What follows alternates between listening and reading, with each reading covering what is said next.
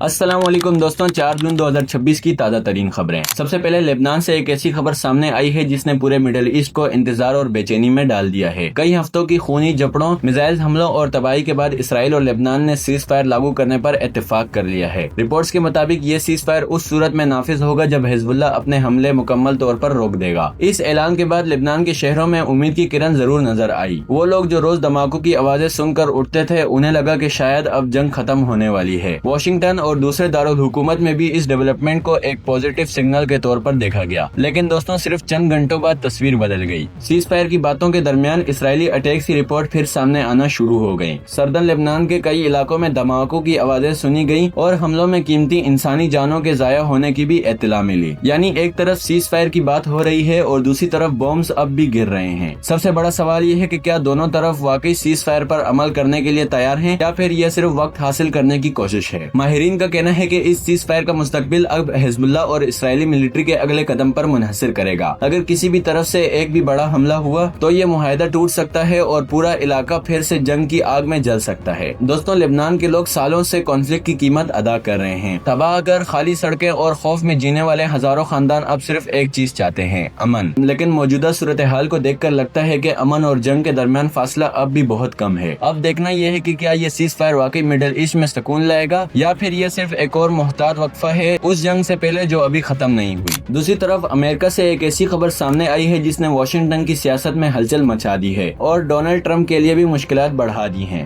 US house of ریپرزینٹیٹیوز نے ایران کے معاملے پر ایک بڑا قدم اٹھا لیا۔ لا میکرز نے ووٹنگ کے ذریعے ایک ایسا ریزولوشن منظور کیا ہے جس کا مقصد ڈونلڈ ٹرمپ کے ایران کے خلاف مزید ملٹری ایکشن سے روکنا ہے۔ اس ریزولوشن کے حق میں 215 جبکہ مخالفت میں 208 ووٹ آئے۔ اس قدم کو کانگریس کی طرف سے ایک واضح پیغام سمجھا جا رہا ہے کہ ایران کے ساتھ کسی بھی نئے ملٹری آپریشن یا جنگ کو بڑھانے سے پہلے لا میکرز کی منظوری ضروری ہونی چاہیے۔ دوستوں، سب سے دلچسپ بات یہ ہے کہ صرف ڈیموکریٹس ہی نہیں بلکہ ٹرمپ کی اپنی ریپبلکن پارٹی کے کچھ لا میکرز نے بھی اس ریزولوشن کا ساتھ دیا۔ یعنی امریکہ کے اندر بھی ایران وار کے حوالے سے اختلافات کھل کر سامنے آ رہے ہیں۔ لیکن کہانی یہیں ختم نہیں ہوتی۔ سوال یہ ہے کہ کیا اس ووٹ کے بعد ٹرمپ واقعی ایران کے خلاف ملٹری ایکشن روک دیں گے؟ اینالسٹ کا کہنا ہے کہ یہ ووٹ صرف ایک سیاسی قدم نہیں بلکہ وائٹ ہاؤس کے لیے ایک واضح پیغام بھی ہے۔ ہاؤس آف ریپرزینٹیٹیوز نے یہ ظاہر کر دیا ہے کہ کانگریس کے کئی ارکان ایران کے ساتھ کسی بھی نئے ملٹری کانفلکٹ کے حق میں نظر نہیں آتے۔ اب یہ ریزولوشن سینٹ میں جائے گا جہاں اس پر مزید بحث اور ووٹنگ ہوگی۔ اس لیے سب کی نظریں اب سینٹ پر ٹک گئی ہیں کیونکہ وہیں سے پتہ چلے گا کہ یہ قدم صرف سیاسی دباؤ تھا یا واقعی ٹرمپ کی ایران پالیسی کو متاثر کر سکتا ہے۔ ادھر ڈونلڈ ٹرمپ نے اس قدم کو زیادہ اہمیت دینے سے انکار کر دیا ہے اور اسے میننگ لیس ووٹ قرار دیا ہے۔ دوستوں، ایک طرف امریکہ اور ایران کے درمیان ٹینشن اب بھی موجود ہے، دوسری طرف خود واشنگٹن میں یہ بحث چل رہی ہے کہ جنگ کا فیصلہ پریزیڈنٹ کرے گا یا کانگریس، اور اب پوری دنیا کی نظریں سینٹ پر لگی ہوئی ہیں۔ کیا امریکہ ایران کے ساتھ کنفرنٹیشن کم کرے گا یا پھر یہ سیاسی جنگ صرف شروعات ہے کسی اور بڑے فیصلے کی؟ آنے والے چند دن اس سوال کا جواب دے سکتے ہیں۔ گلف کرائسس کے درمیان انڈیا نے ایک ایسا قدم اٹھا لیا ہے جس نے انٹرنیشنل انرجی مارکیٹ میں نئی بیس چھیڑ دی ہے۔ جب پوری دنیا کی نظریں مڈل ایسٹ پر لگی ہوئی ہیں اور اسٹریٹ آف ہارموز کے گرد ٹینشن بڑھتی جا رہی ہے، اسی وقت انڈیا نے وینیزویلا کے ساتھ انرجی پارٹنرشپ کو مضبوط کرنے کا فیصلہ کیا ہے۔ انڈین آفیشلز کا کہنا ہے کہ انڈیا اور وینیزویلا کے درمیان انرجی ٹریڈ میں پرفیکٹ کمپلیمنٹریٹی یعنی بہترین مل جل موجود ہے۔ دوستوں، اس خبر کی اہمیت سمجھنے کے لیے یہ جان لینا ضروری ہے کہ انڈیا دنیا کے سب سے بڑے آئل کنزیومر میں سے ایک ہے، اور جب ایران کی گرد کرائسس کی وجہ سے اسٹریٹ آف ہارموز متاثر ہوا تو انڈیا کو اپنی آئل سپلائی کے حوالے سے نئے راستے تلاش کرنے پڑے، اور یہاں وینیزویلا کی انٹری ہوتی ہے۔ وینیزویلا کی interim president Delcy Rodriguez New Delhi پہنچی جہاں ان کی ملاقات نریندر مودی اور دوسرے سینئر آفیشل سے ہوئی۔ دونوں ملکوں نے آئل پروجیکٹس، ریفائنری اور انرجی کارپوریشن کو مزید بڑھانے پر بات چیت کی ہے۔ سب سے دلچسپ بات یہ ہے کہ وینیزویلا اب انڈیا کے لیے تیزی سے اہم آئل سپلائر بنتا جا رہا ہے۔ رپورٹس کے مطابق مئی کے مہینے میں انڈیا نے وینیزویلا سے 427 بیرل آئل روزانہ خریدا،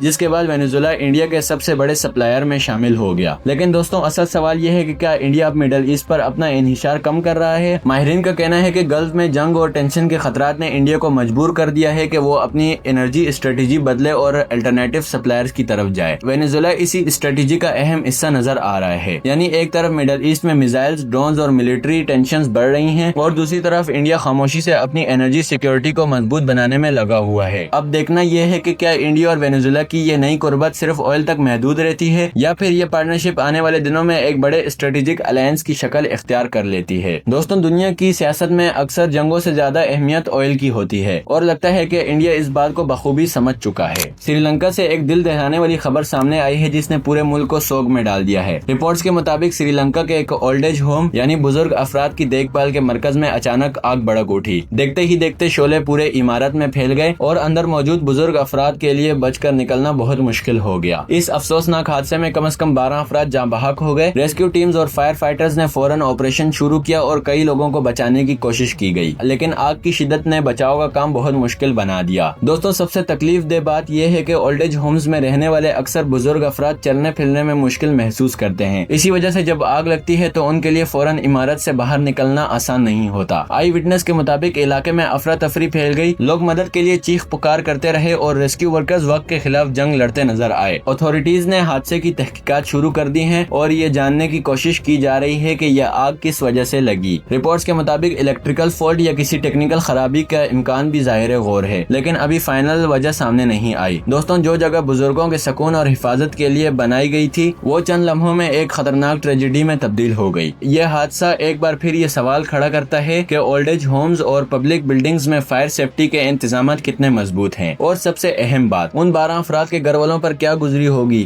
جنہیں کبھی یہ امید نہیں تھی کہ ان کے اپنے اس طرح ان سے جدا ہو جائیں گے۔ اللہ محروموں کو مغفرت عطا فرمائے اور ان کے گھر والوں کو صبر دے۔ پنجاب کے شہر پاک پٹن سے ایک افسوسناک اور دل دہلانے والی خبر سامنے آئی ہے، جہاں بکریاں چوری کر کے فرار ہونے والے ملزمان کی گاڑی ایک خوفناک حادثے کا سبب بن گئی۔ رپورٹس کے مطابق ملزمان بکریاں چوری کرنے کے بعد تیزی سے فرار ہو رہے تھے۔ اسی دوران ان کی گاڑی ایک موٹر سائیکل رکشہ سے جا ٹکرائی۔ ٹکر اتنی شدید تھی کہ رکشہ پوری طرح تباہ ہو گیا اور موقع پر افراتفری پھیل گئی۔ دوستوں، اس دردناک حادثے میں موٹر سائیکل رکشہ میں سوار 2 خواتین اور ایک معصوم بچی جاں بحق ہو گئی، جبکہ 5 افراد زخمی بتائے جا رہے ہیں۔ زخمیوں کو فوراً قریبی ہاسپٹل منتقل کیا گیا جہاں ان کا علاج جاری ہے۔ آنکھوں دیکھے گواہوں کے مطابق گاڑی بہت زیادہ رفتار میں تھی اور ملزمان بچ کر نکلنے کی کوشش کر رہے تھے، لیکن ان کی یہ کوشش چند لمحوں میں کئی گھروں کی خوشیاں چھین کر چلی گئی۔ سوچیں دوستوں، جو لوگ اپنے روزمرہ کے سفر پر نکلے تھے انہیں شاید اندازہ بھی نہیں تھا کہ دوسروں کے جرم کی دنیا ان کی دنیا کا آخری سفر بن جائے گی۔ پولیس نے واقعے کی تحقیقات شروع کر دی ہے اور ملزمان کی تلاش جاری ہے۔ اتھارٹیز کا کہنا ہے کہ ذمہ داران کو قانون کے کٹگڑے میں لایا جائے۔ دوستوں، یہ واقعہ صرف ایک روڈ ایکسیڈنٹ نہیں بلکہ غفلت، جرم اور بے پرواہی کا ایک دردناک نتیجہ ہے۔ 3 قیمتی جانوں کا ضائع کسی بھی صورت پورا نہیں کیا جا سکتا۔